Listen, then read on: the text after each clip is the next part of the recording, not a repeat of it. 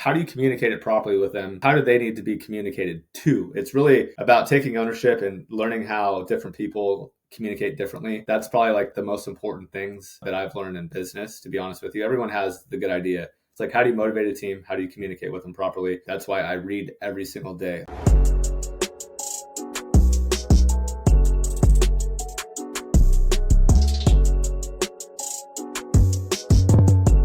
What's up, Growth House family? This is Jesse Ray. I am here with another Jesse, Mr. Jesse Burrell. It's a pleasure, man. Appreciate you joining us from San Diego. Yeah, dude. Thanks for having me on. We've been talking about this for a little bit. Excited to have you kind of expose me to your community, and excited to chop it up and talk about some great stuff. Absolutely. And I always love telling people just, how we get connected. And I think it's a big part of, Growth House in general, where our motto is you become who you surround yourself with. And so, the networking aspect, just leveling up your circle and the rooms that you're in. And so we got connected through one of our dear friends, Sam Tashney, who also is about to have a kid. So yep. It was cool seeing you the other day. And I was just like, all right, Jesse, we got to do this pod. So appreciate you, blessing us, blessing the audience with your presence and some value. And I want to give people kind of a background on you before we dive into your story. So Jesse, you co-founded Batch Services with your siblings, Annie and Ivo, in 2018. And CEO, you've been instrumental in building vision of growth and improvement at the company, and under your leadership, Batch Service has achieved rapid growth, and you serve more than 13,000 customers across the real estate ecosystem. That's pretty impressive, and I want to dive in, like, what is Batch Service and, your background, but let's right now, high level, what does life look like for Mr. Burrell? Life for me right now is actually about to have my second child. I'm actually in San Diego because there was complications that will happen at birth. So I'm actually in a weird spot to where I'm stepping away from the business for the next couple months. And I believe I put some great leadership in place and have awesome partners. So that's kind of the luxury of having your own business and, not working for someone. And when life happens, I'm in a lucky position that, I could handle, what's put in front of me without having to stress about going to work or having to stress about the money part of things. Man, that's a big thing I feel like no one talks about. Everyone talks about the shiny objects of the success. You get to do whatever you want, hang out with whatever you want. But when life happens, these are certain circumstances where, you're in a position now to be able to do that. So yeah, that's big. Let's take it a step back. How'd you even get involved with real estate, and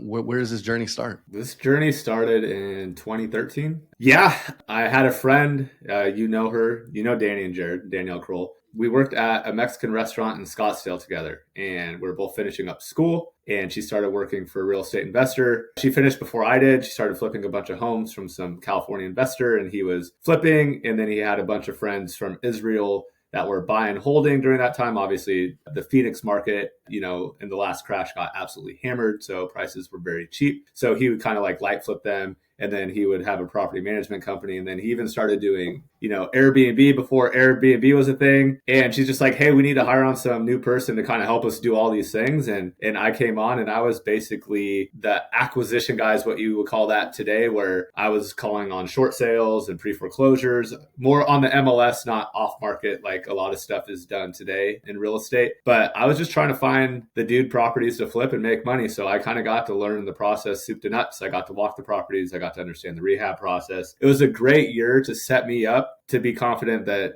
I could do it. All I had to do was be able to identify the deal. Once I could do that, I was able to go sell them to other people. I was able to, soon after that, figure out how to raise money and flip them myself. So it was a really fun process at the beginning there, and just kind of digging in. And real estate really fed my skill set to where I love to get creative. I love to learn a process, and I love to negotiate. So it was just a natural fit for my personality, to be completely honest with you.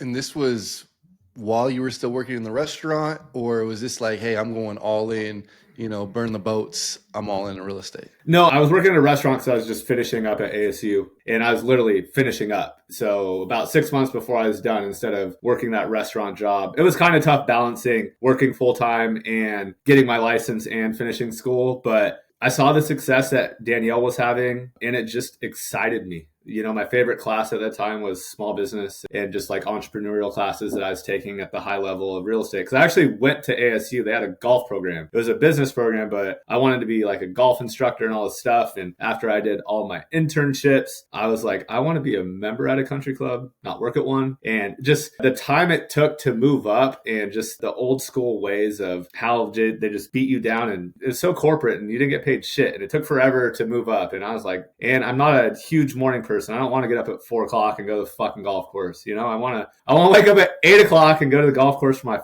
tea time, not to go serve people for their tea times. So I found a better way. Let's just say that. Well, that's good. You saw the end in mind. You're like, all right, if I keep doing this, because I think a lot of people, especially if they're listening, they're starting off, they see the one track and like, okay, this is where I'm going to go. But they don't realize it's going to take X, Y, Z amount of years, and it's going to take away all your, potential other options that might lead a better lifestyle that they actually want. So I think it's really smart of you to actually see that for the future and say, hey, I don't want to just, be someone at the golf course. I want to actually be a part of the country club. But also, I think I heard something. Poker? You do some poker on the side? I do play a little poker.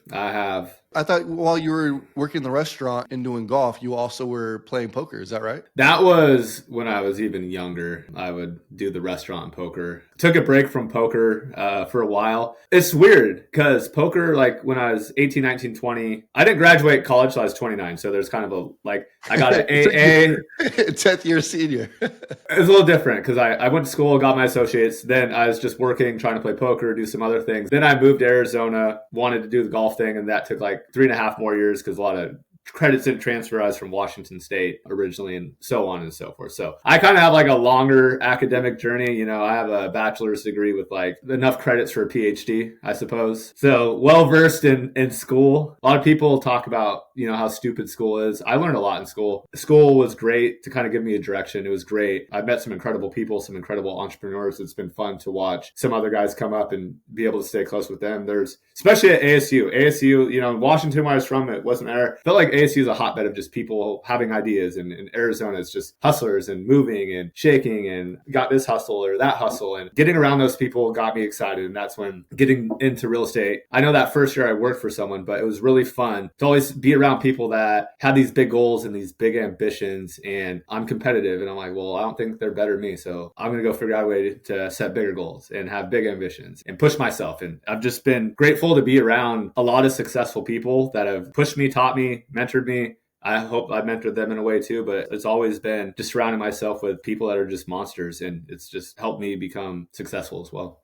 I love that. Yeah, it seems like you've aligned yourself with a lot of amazing people as we talk about, batch services and what they do. So walk me through. So you started diving into real estate 2013, Yep. And then what was the transition into batch services? Was it immediate? Was it a few years? So batch is basically software for real estate investors and agents and some home service people and so on and so forth. And basically all I was doing was trying to grow my real estate investing operation to be bigger and more efficient. There was lack of resources back in 2017, 2018. So Annie and Evo, met them at a mastermind, invite only mastermind. So bigger wholesalers and real estate investors in the Phoenix market. And we just kind of started helping each other and working on ways for us to get more efficient, to get more deals. And 6 months later, we created our first product, and then 2 years later we had 3. And before I knew it, COVID hit, the market went nuts, and we had a decision to make. Is like, are we going to go all in on servicing the real estate investors? Are we going to continue to just compete with them and kind of have our own little niche product that we're using ourselves for our real estate company? It was a really tough decision, but we couldn't do both. There was just like 2 rocket ships. Which one makes the most sense? What excites us the most? And we went the route of servicing, the real estate industry with our software services instead of just being another competitor in the space. And I think it was the right decision. We'd already done it. We'd already climbed that mountain. I was excited to learn something new, and I was excited to create something that isn't quite so mom and pop and a little bit more corporate, but still like the mom and pop vibe. And it's a business that's actually sellable, and it has predictable reoccurring revenue. the wholesaling or the real estate investing and the flipping, dude, it's just like, it's a stress fest because you could make a shit ton of money one month. You could have a couple bad months. It was just a different world back then. And that's kind of, I just wanted to lean into the software. It just really excited me. And I love helping people, but I don't have the personality of a coach, nor do I want to be. So like my way to give back and help is really listening to people's problems and trying to help that and build those things through software solutions for people to get more deals that way. So that's kind of how we decided to do it. I love it. And we talked offline real quick just about how a lot of people go from, let's say wholesaling or have a real estate company or even other, different industries where it's more of a cash flowing business. And then they see people have huge tech exits and they're like, oh, software, that sounds cool. Let's start doing that. And then you mentioned like, yeah, they don't know all the things that go into actually starting a software company and, having an exit, etc. So what's some of the biggest things that you've seen that, are constraints for people as they transition from, maybe more of a traditional business to then getting into tech and software? I've seen some people succeed and I've seen some people fail. It's just very different than the real estate investing business. That is really just sales and marketing. The tech side, knowing how to build out a product with the proper development team, because there's a lot of developers that will take advantage of people that want to get into tech. So they'll say, oh yeah, we'll build this thing for you in 4 months and it's going to cost this amount of money. And if you don't know like what they're actually doing and building and knowing what amount of time it takes to do that, they're just going to string you along.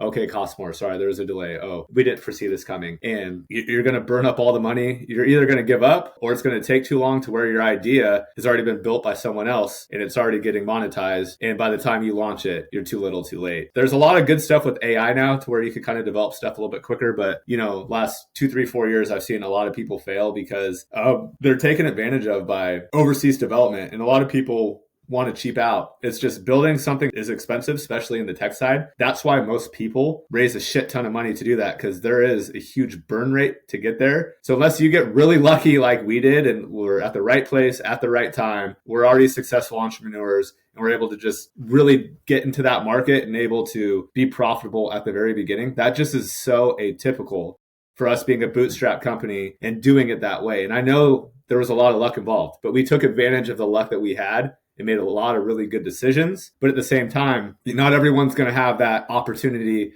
that I had if they're trying to break into like the SaaS space. And it's just really expensive. It really is. And it's really hard. But a lot of these influencers now are going about it the right way. They're finding the right people to partner with. They're white labeling something. And then that's how they're getting their recurring revenue. I think a lot of them tried to go do what we did because they wanted to do that, especially in the real estate space with a lot of these, gurus or coaches or influencers. Let's just call them influencers. They tried and failed, but they have the influence. And if they could partner with the right people to white label services that they want, because also like a company like me or other software providers, they don't have that type of level of influence. So it's a great partnership for both sides. And I think that's kind of where the industry is going and evolving to. And I think it's really cool. And I think it makes a ton of sense. Is that something you guys are actively doing? Like looking for influencers to partner? And is there a white label opportunity with your product? That's something that we're discussing and working on. We're piloting it actually right now with about 5 pretty big influencers to see if that makes sense. Because the affiliate route is where we really grew. But a lot of these big influencers don't even want to be affiliates anymore. They want to own or brand or be able to have the software.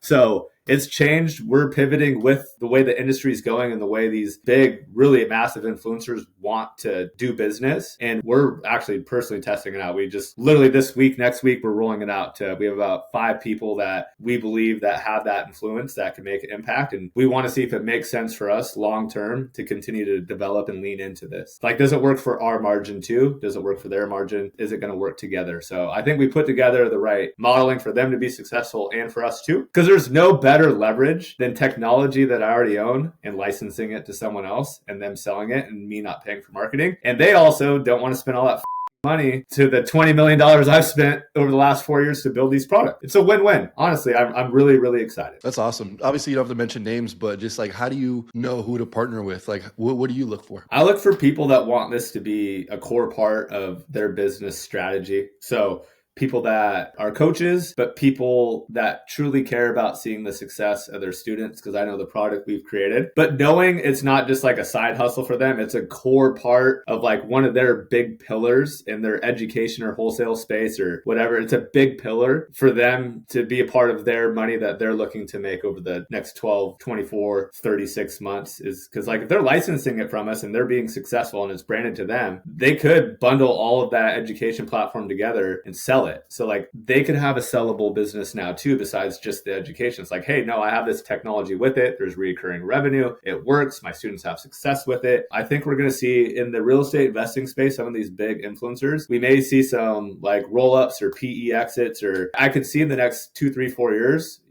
maybe someone like a Ryan Pineda being able to sell his brand to someone or partnering with a private equity company to grow it even further and taking some chips off the table. I wouldn't doubt seeing that happening in the near future. Yeah, it makes sense. And I think a lot of people, when they first start out, especially in real estate, no one's thinking of like, all right, I want to do an exit. I want to sell. Most people don't think with that end in mind. And so when you started this software company, were you thinking like, all right, this is a business, this is a software, this is a technology platform that I do want to bundle up and sell eventually? Very quickly. Probably at the beginning, it was just trying to solve our own problems. But, once we learned the space, understood actually what the fuck we were doing and what we're trying to accomplish, probably like mid 2019, we're like, okay, like at first it was just like, damn, this recurring revenue is nice because we're used to just like, we're doing wholesaling and flipping. So it's just like a bunch of money in or a bunch of money out. And it was way less predictable. And then once we saw the predictability of, all right, it just, especially when it's going up like that,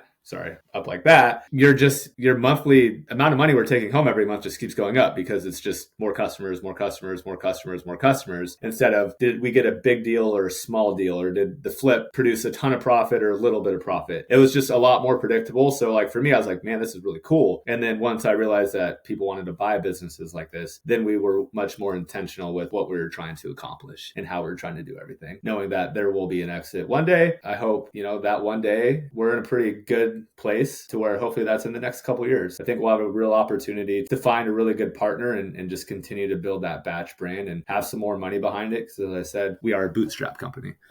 That's awesome. Was there any money that you guys raised for it, or are you straight bootstrap? Like this is just your guys' capital and you were able to, like you said, be profitable pretty quickly. So that was kind of how you funded most of the development. Yeah, no, it was just, we kept pouring into our development. As I said, we're at the right place at the right time. We started making a lot of money really quickly, and we poured a lot of those profits at the beginning back into developing, because we also, those first 2 years, we still had our real estate investing companies, and I was making like netting out $1 million a year on that. So like there was no stress for money. It was just like, how do we continue to grow and build the product? And we were still able to reinvest in the product and still take money home on the batch side as taking money home on the investing side. So, that season of my life, money was easy. It was fun. And then we'll have to talk about, 23 and 24 and how tough those years were, because I'm showing you the great part of the business and at the beginning, and I'm not really talking about any of the mistakes that we've made yet. So it's definitely some stuff I want. Well, it's funny because I was just about to ask you, Instagram, social media, podcasts. Always like to hear the sunshine and rainbow story, right? Everything looks good. Everything's a highlight reel. But in reality, entrepreneurship is up and down and all over the place. And so I want to ask you, what's some of your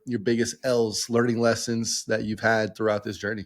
Thinking that we're invincible to market conditions. Our product's so great. We just continue to grow. We continue to hire, knowing that the headwinds were shifting. We were just trying to hire through, 23 and 24 at the beginning. And the arrogance, I would say, of myself, and just had never lost. Everything I was doing was working, from when I started wholesaling to when we started this. And I was like, we'll figure it out. We'll find more money. Money's easy to find. And we made a huge mistake on continuing to hire. So like revenue's going down, expenses continue to go up. And I spent about a year making no fucking money because I made a poor decision and we have to pay our employees. Like we have to make sure the culture stays good. So luckily I was very smart with the money that I made in a 5-year span, which was a lot, but I had to eat a huge piece of humble pie. And it was a great learning lesson for me and for the future, of knowing that you're not as good as you think you are. And then when the market's bad, you're typically not as bad as you think you are either. But it's being mindful of when the market's shifting, you may have to lean down your staff a little bit if you're in hyper growth mode. And it's really hard to do that because it feels like a family to us to some degree. And this is something that, we've worked with a lot of people, and we're proud of the people that are on our team. We have awesome people, but we should have made tougher and better business decisions sooner, because those interest rates hiked up really quickly. Inventory was really tough. Everything kind of stopped, and a lot less people were having budgets in that real estate space. And I'm not saying like we got through it, but like we could have got through it more profitably, definitely more profitably, if we were a little bit more methodical and thoughtful about, and I wasn't so arrogant that there's just always revenue out there. Yeah, I put that on me, not even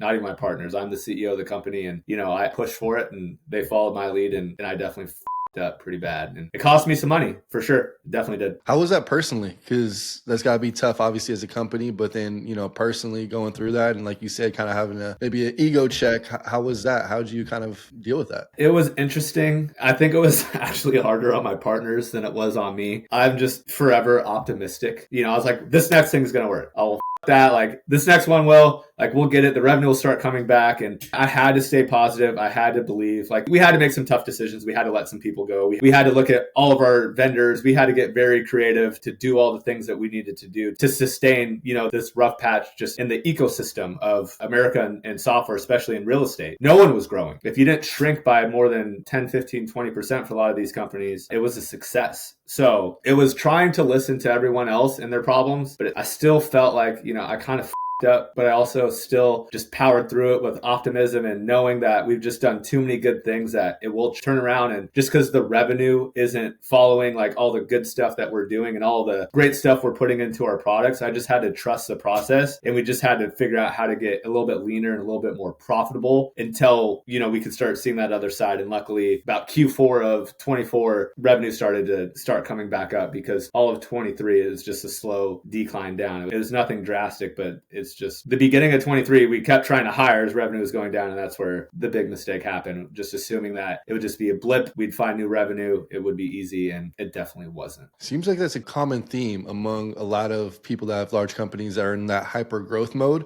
and they're bringing on more people. And then all of a sudden something happens. They're like, it's a lot more overhead than I thought. The revenues aren't coming in. So you mentioned like just being more methodical, and I guess, is that inevitable to have that happen when you're in hyper growth mode? And, to say something happens, whether it's the industry or like our circumstance, the rates, is that just bound to happen when you're in hyper growth mode at some point? Sometimes like you're going to get caught. Like a lot of people do it. But when you see what's happening, we could have made decisions quicker to lean out further, or to just be like, all right, this has shifted really fast. We're going to have to make some really hard decisions. It's going to hurt us. We're going to have to maybe not work with some people that, we want to. And that's the shitty part of owning a business. And that's the part people don't talk about, is like, it's really hard, especially when you're a bootstrap company. Now, if you have money behind you, the board's just gonna like go lay people off. When you get to make that decision and people know that's your decision that you're making, me and my two partners, it was really hard for us. It was. And I don't regret that part, because I'm a human, and, you're going to blend,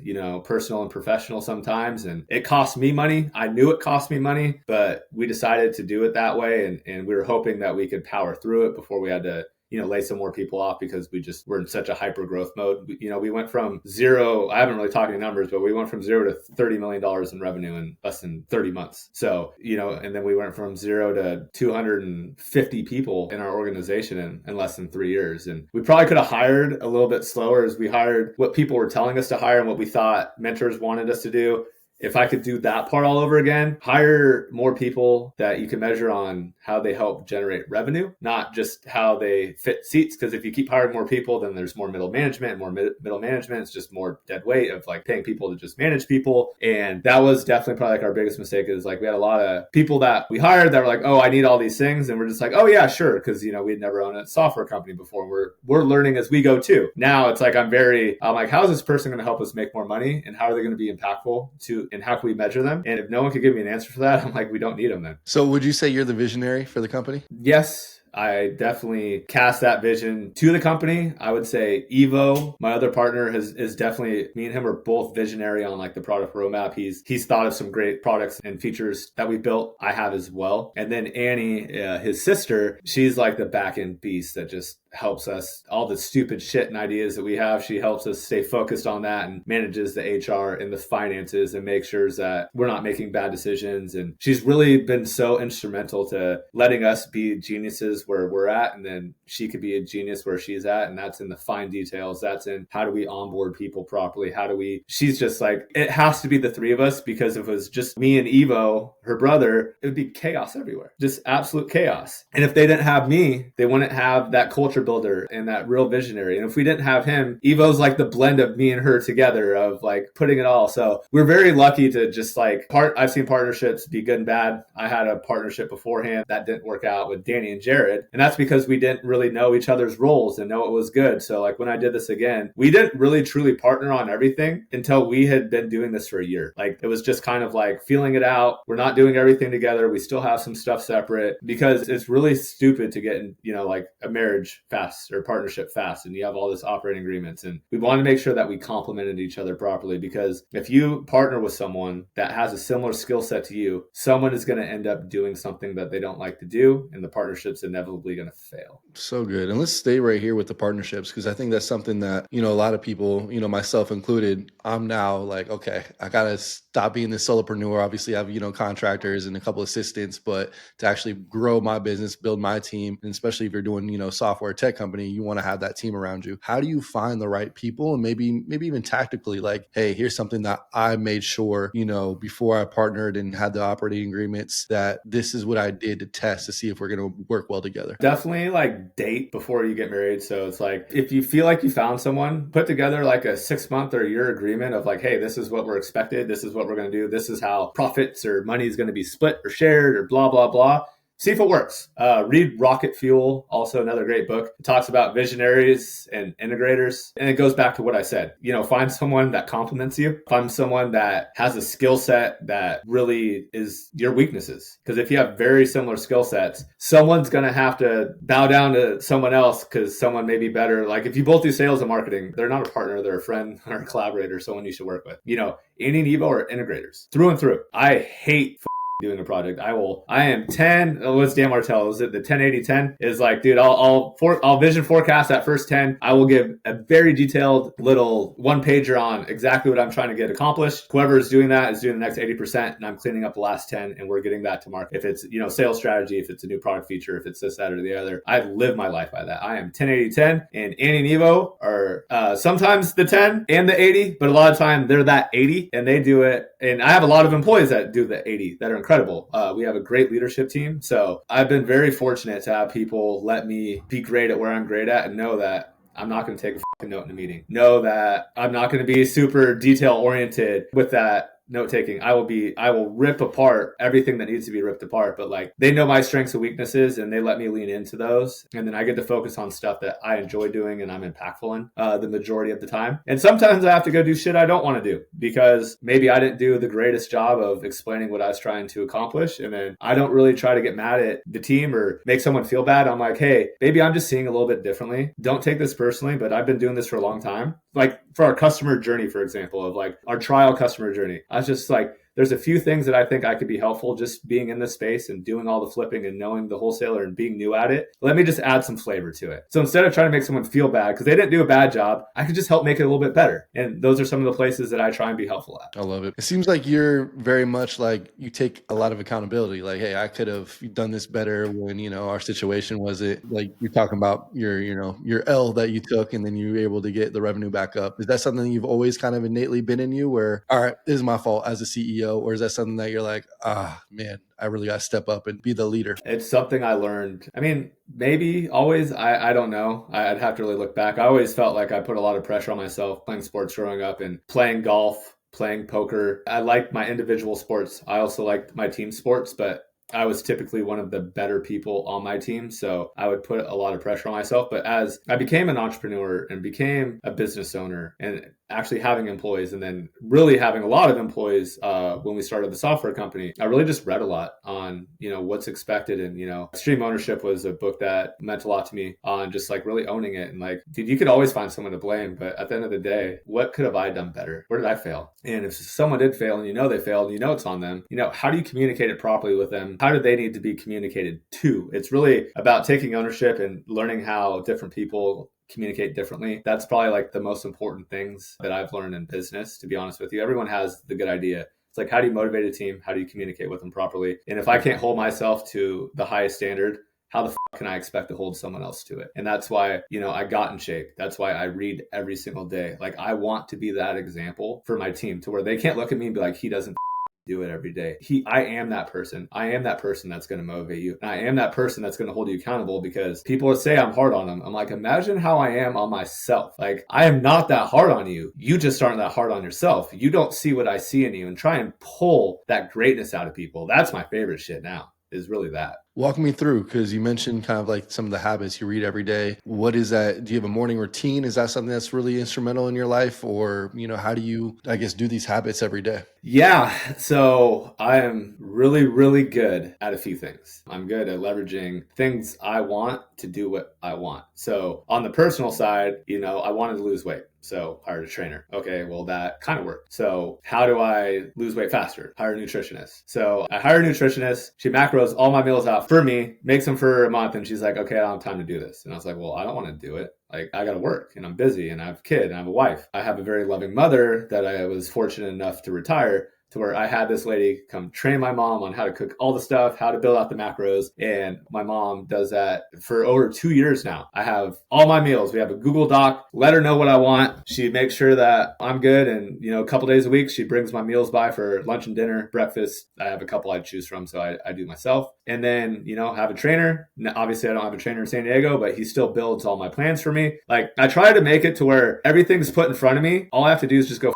do it. Like, go put in the work. Same thing on like the work side of things is like, I have to read, I have to do this, I have to do that. I try to be that ultimate leader. Is like, I've tried to cut alcohol out of my life, just learning on how bad alcohol is for you, and the type of things that it does. And, starting like 5 years ago, like, I would never drink and drive. I don't do any type of drugs. Like, I really want people in my organization, and people maybe listening to this, is like, I really want to be that example. And I really truly believe you have to walk the walk if you want to talk the talk. And I hold myself to a crazy high standard, because I want to motivate people. I want them to live better lives. And it helps hold me accountable for me to continue to try to push myself to be a better version, because I'm not perfect. I'll have a night where I cheat with food, or I do this. And, as I said, I'll sit there and berate myself. I'm like, what a piece of you are. Like, what are you doing, dude? Like, you know to do better. Like, you have to have your discipline. And, and I have other people that are great around me, that are friends and mentors, and people that are better in certain areas in their lives with diet or exercise. And I'm only going hard for an hour and 20, and these guys are doing 2 hours a day, or, you know what I mean? Like,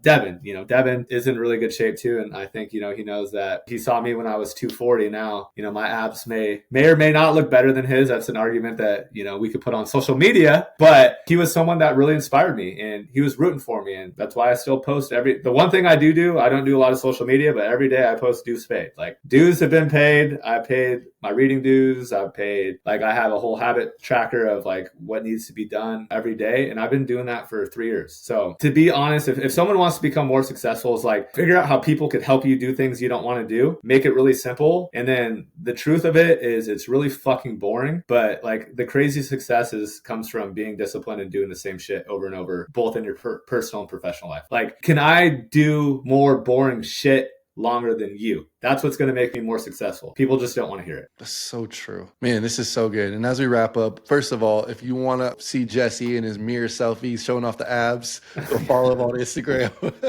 Also, Whatever. Mr. Burr. Yeah, we'll do a poll on my IG who has better abs. Well, Devin posts pictures from like 2012. I'm posting pictures from 2025. I'm not going to say nothing. That might be true.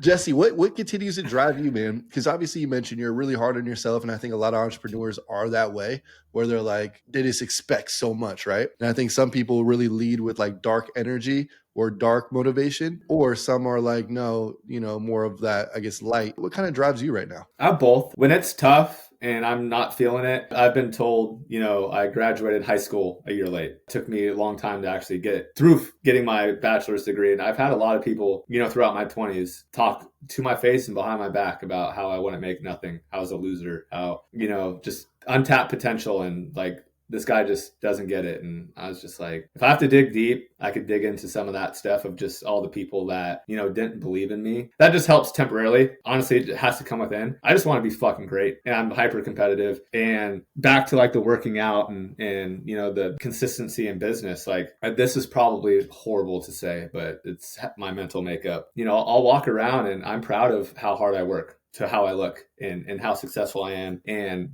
for someone that's not, it just like, I look at them and I'm just like, man, I work so much harder than you. Like I earned this. Like you're lazy. I'm never going to make someone feel bad to their face or like, I'm not judging, but I am judging at the same time. But I would try and lift them up and be like, why don't you want to do more? Like, how can I help? It's not like I would never say something to someone's face, but like in my head, quietly, I'm like, you work so much harder than all these people. And that's why you're at where you're at. And that's why they're at where they're at. And that reminds me every day to keep working hard because, you know, rent's due.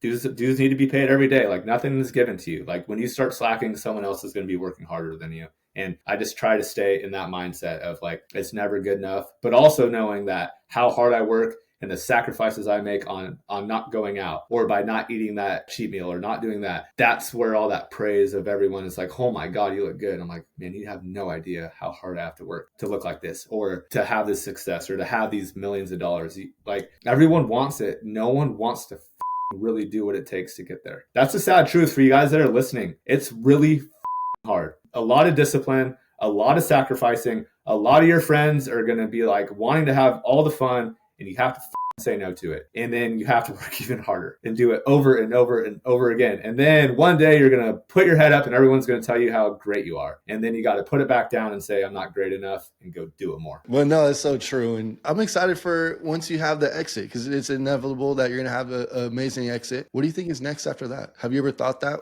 Or are you just like head down until that happens? I've thought about it. When you exit, so I think this is what people don't know is when you exit, you're not just like someone's handing you a huge duffel bag of cash and they're like, go away. Like you are helping transition. You are helping making sure you're setting, there's years between a year and 3 years. So it's not like, hey, I got this big bag of money. Like basically I'll have to probably be an employee for a little bit to some degree. And that's something I'm not looking forward to doing, but it's a part of that. And then during that time, I will have some money and I will figure out some passive ways to put it to use. And at the same time, it's like, even if we get bought, like, is batch still something that I'm going to help this next person that paid me a bunch of money to grow? Or is there something else I'm going to get excited about? Like, I'm honestly just wanting to get to a place, and I'm already there because I love the company that I work with and work for and own. Just where does my passions lie? Where do they go? And how do I continue to lean into them? But what I was trying to tell you is like the funnest stuff for me now is really leaning in and finding someone or someone on the team that I see a lot of me in that has all this potential that doesn't have the confidence yet. And it's just like molding them into just like bringing the best out of them. And you have to do it on the personal and professional level because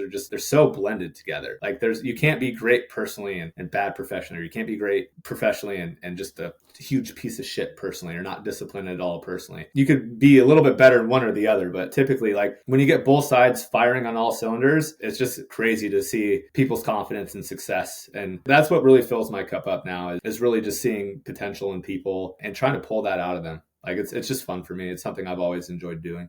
I love that, man. And I think something that I really admire that you show, and I'm glad you show it on social media, because a lot of people, people that are really successful, all they talk about, all they do is business, business, business. But you have hobbies outside. You're doing pickleball. You're doing dues paid. You're making sure your health and fitness is great. And so I just want to say, like, I actually really appreciate you showing that, because I know a lot of people, they sometimes think they have to sacrifice everything in order to, be successful, which there's a lot of sacrifice like we talked about, but there's also some balance where you probably should be healthy at the same time. Well, I did that. I worked my ass off, weighed 240 pounds and was miserable.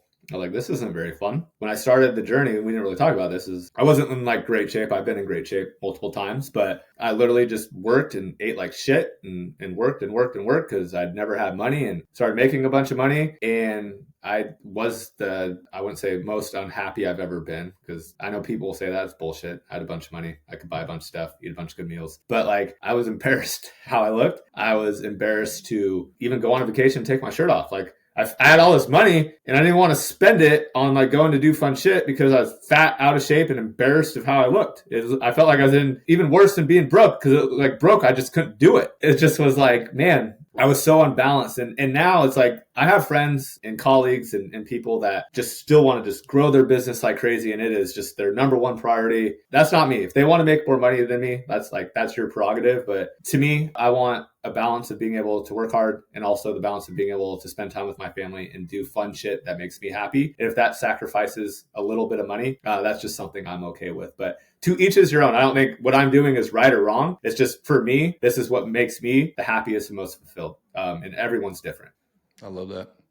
Last question. You mentioned masterminds. You mentioned aligning yourself with the right people. How important is that in your success, being a part of masterminds, being a part of these groups? Most important, especially at the beginning, because if you get very successful, you're just going to be around other successful people and naturally it will happen that way. But at the beginning, I was so fortunate to be around, especially in the real estate space, of some really big coaches and some really big operators of Brett Daniels and Pace Morby and Jamil Damji and Sean Terry and just all these people with huge ambitious goals. And I was able to, as I started to become successful, get in these rooms. And then as I became very successful in, the real estate tech space, people started coming to me and it was just a really fun evolution. But at the very beginning, I paid to be in masterminds. I paid to be in rooms. I also got invited into some rooms too, as I started growing a little bit. And you're going to want to be around people that are more successful than you, but they're not going to want to be around you. So it's like eventually you'll get your seat in that room. But in the time, who are the people that are on that journey with you, kind of like getting started when you did and starting to really do good? Like find those guys and come up with them and have you guys really push the shit out of each other. Even if you're not partners, just like be friends and you can hold each other accountable and you could want success for each other, even if you're in similar markets. But like get in those rooms, get in those masterminds. Obviously, if you could figure out a way to spend more time with those really successful people, but until you've done something to impress them or you're just really going to figure out a way to add value to them, they're not going to care. They're just not. Like I met Sean Terry and went to his event. He didn't care who the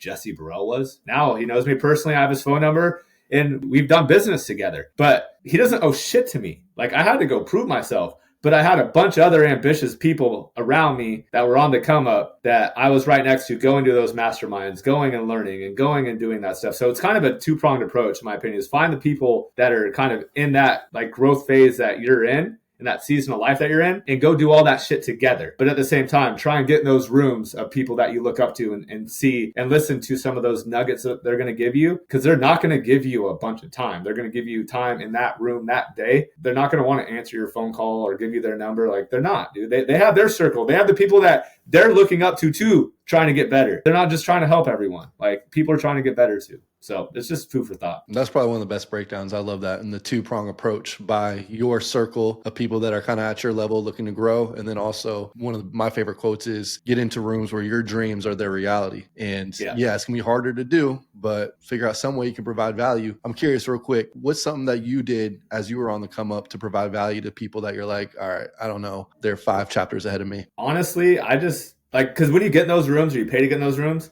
like, as you said, you just have to really intently listen and ask those questions when you have their time there. Because like I wasn't able to, you have to go prove yourself to someone. Like you just do. They have to hear that you're doing some crazy big shit. Like they're not just going to be like, oh, or it's just like you could really connect on a personal level, which I did with like a Jamil and a Pace at that season of life. And we just kind of had this group that was already successful that wanted to be crazy successful. And we created like our own little mastermind out of it and just pushed the shit out of each other. Those are some of the most ambitious people that are doing some of the biggest things now. So I just kind of got lucky. So like my experience was, I think, a little bit different than others, but like we had this really cool software thing that we're doing that all these other guys thought was really cool, and they wanted to learn more about it, and then we wanted to learn more about like Brent and the social media and Pace growing his social media. It was just, we all kind of had these different things to offer in the same real estate space and had huge ambitious goals and just really pushed each other, helped each other, held each other accountable of revenue goals, of things that we were trying to accomplish at that time. But I think that's not super normal if you want to talk on that. Yeah. No, I love that. And I think, for me in that position where I'm in a lot of circles where, people are so much more successful financially than I am, is you can always be a connector. If you know people, you can always be a connector. I think that's probably the easiest and quickest way to do it. And also when they connect, and obviously you got to make a strategic introduction. And when they connect, guess what they're going to talk about? Talking about you. You're not even in the room. So that's, I think, one way that I've been able to get into certain rooms through that approach. That's true. And I'm actually known for that. I'm surprised. Like, Come on, say Jesse, like Jesse, we should know this. Connecting people, and like if someone needs something, I'm a guy that people reach out like, who do you know? Like, how can you help me?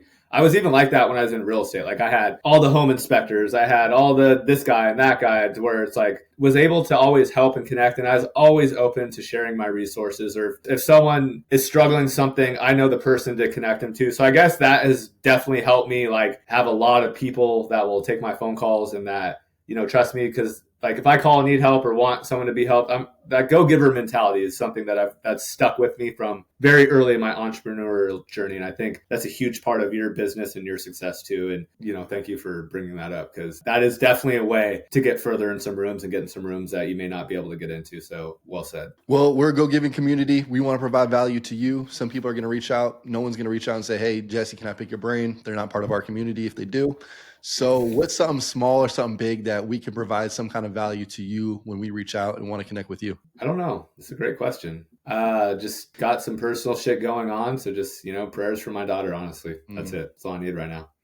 Absolutely. Well, we can do that for sure, man. Jesse, appreciate your time. Growth House Podcast, Jesse Burrell. Talk to you soon. Thanks, buddy. Appreciate it.